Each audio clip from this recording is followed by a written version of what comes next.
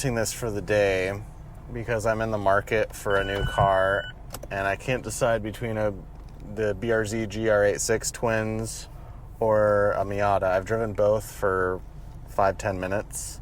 Some of the inputs in the Miata are a little bit sharper, but it's very tight and small for a daily driver as your only car, especially if you're 6'1" like I am. And so we're just going to try to live with it for the day to see how bad it really is to sit in traffic, etc., etc. My head is sticking out of the top, but that's okay. And with the roof on, I'm like a finger width from the top. So it's pretty tight for me. And this is like this isn't the club with the Recaro seats, so it just has the base seats. And they're okay, but it's a little narrow for me. It probably fits you fine, right? Yeah, it's fine. I mean, it is kind of tight, but I remember I still feel like I have room. I sat in the Recaro ones for a second, and they felt like you kind of sank into that. They're a little bit more sport bucket seat kind of thing. Maybe they have a little bit less padding, but... And once you're actually moving, you kind of forget how annoyingly small it is, and it ends up being more of a feature than a bug. And the shifter, even at low speeds, is really easy and smooth. But I'll say just in like traffic, it's not that brutal. I mean, yeah, you're small, but I'm used to riding bikes in traffic and kind of just have to have a similar level of alertness, I feel like. The shifts are nice and short and really light. How do you feel about the convertible so far? Love it. Yeah, it's really nice. I feel like my head sticks out and my eyes are, if I was like an inch taller, my eyes would be staring at the frame of the windshield. But I'm like just short enough and I have just bad enough posture that I can see out of the windshield. And then, the rear view mirror is right in my direct line of sight. So like that is obscured a little bit. Yeah. Still, if you're over 6 foot, it's borderline too small. Yeah.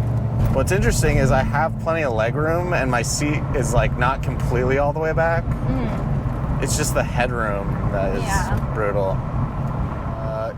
This, just like everyone says, this screen is a touch screen when you're not moving, and then once you're moving, you forget that it stops being a touch screen, and it is definitely annoying. They have this little BMW style twist knob that you're supposed to use. Oh, okay. But apparently in the 2024 model, you can set it to allow you to touch the screen. It's supposed to be like a safety feature, but it's pretty annoying.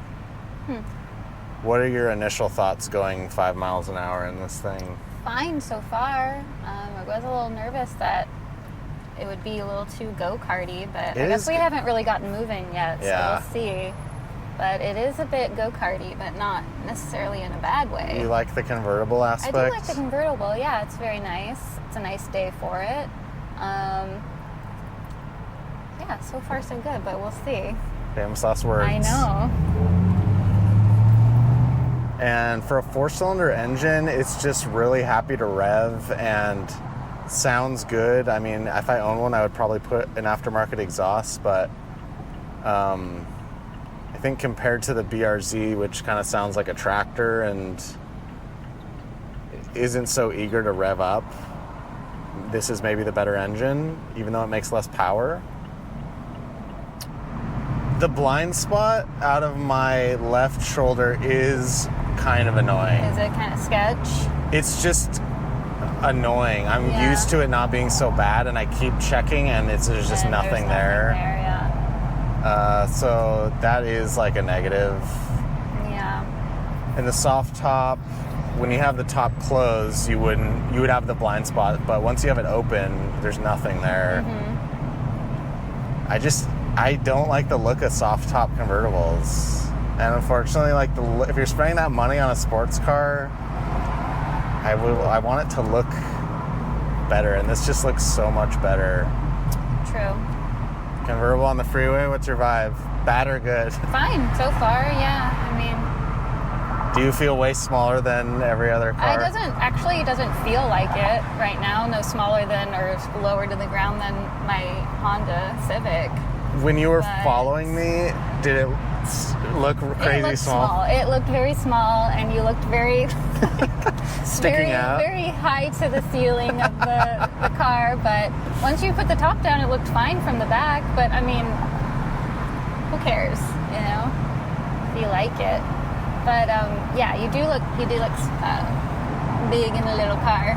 Yeah, it's like when I see another one, I'm like, wow, that is comically small. Yeah. When you're in it, it doesn't feel. Yeah, like it's a little so tight much. in here, but you're not constantly thinking, oh my god, this is too small. Yeah. Suspension is like soft enough, which, yeah, if you're tracking this car, you want to get different sway bars and suspension, but for shitty roads and freeway driving, it's like, just leave it soft. I think it's better that way. I wish I were an inch shorter. Yeah. Although you can buy the seat lowering kit, which lowers it like an inch, I believe, and I think that would make it perfect for me. If I was an inch lower. I'm just too damn tall. Now there's some buffeting. To get a little buffery. Yeah. Yeah. Woo. Still like not as bad as if you were in like an SUV or something. Yeah, but you couldn't do like an hour like this. No, yeah. Let me see what it's like with the windows down. Ooh. Worse? Crazy? You don't like that? Let me try. It's okay, it's fine. Just a little bit. Yeah. See if the buffeting's less. Alright. Is it buffeting less? Maybe? Maybe. I think it is. Yeah. I mean, it's crazy in here, but the sound of the buffeting is less. It's less, yeah. Now we're going slow enough where if you had the soft top, you could throw it up. Yeah. But unless we come to a complete stop, and even then, if we come to a complete stop and start it, and then you start going again, it'll freeze in the middle of putting on the hard top, and you're like fucked. So yeah, it's a commitment. It takes like 13 seconds. I'm just a little too high. Like I want my head to be here. Yeah. That would be great. To, like, get rid of your neck or something. You have to lower the seats. So when you lower it, how much extra inch do you get? An inch, I think. An inch? I think there's a couple different lowering kits, and one of them you get like an inch and a half or 2 inches, but it's more expensive and harder to install. There's one kit, I think it's called like the Paco kit or something, and it's just 1 inch and it's cheaper. Obviously with that one, once you install it, you're in a set position, so like no one else can drive your car. Oh, okay. You can't change unless they're the same height as you, but a lot of people just put the seat all the way back anyway, but that would be worth it.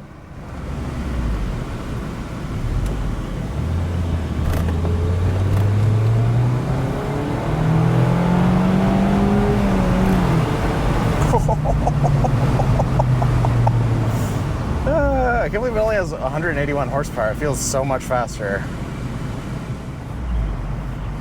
It totally makes sense as a weekend car, right? Yeah, for sure.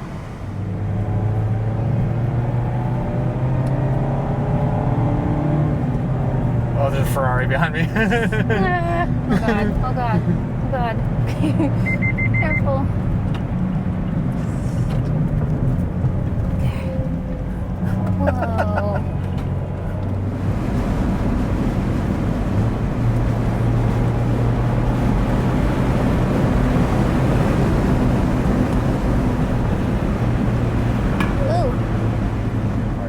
I like that, like it feels like you're going fast, but you're not. Yeah, that is like, cool. At first, it kind of freaked me out, but it's not. It never goes that fast. Yeah, when you're like, that's only 60. I'm like, oh, okay. It feels way faster.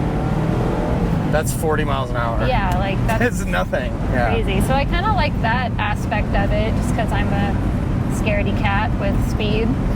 but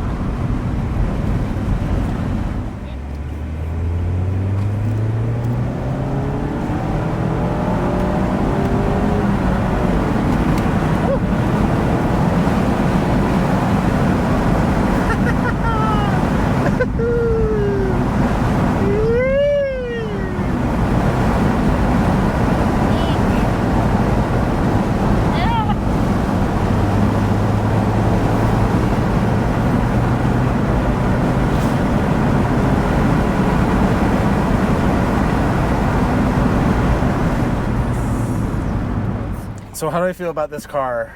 I like it so far. It is small. It's the perfect weekend car. Yeah. It's really small. You could live with it every day. I mean, so far we've been in it all day, and like I'm still pretty comfy, but I'm not driving, so. You can't store anything. You can barely store yourself. That's true. Your head sticks you out. Need, like all you can take with you is enough for a day.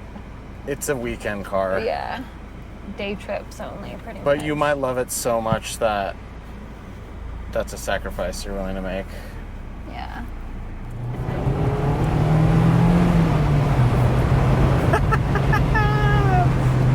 $40. That's insane, man.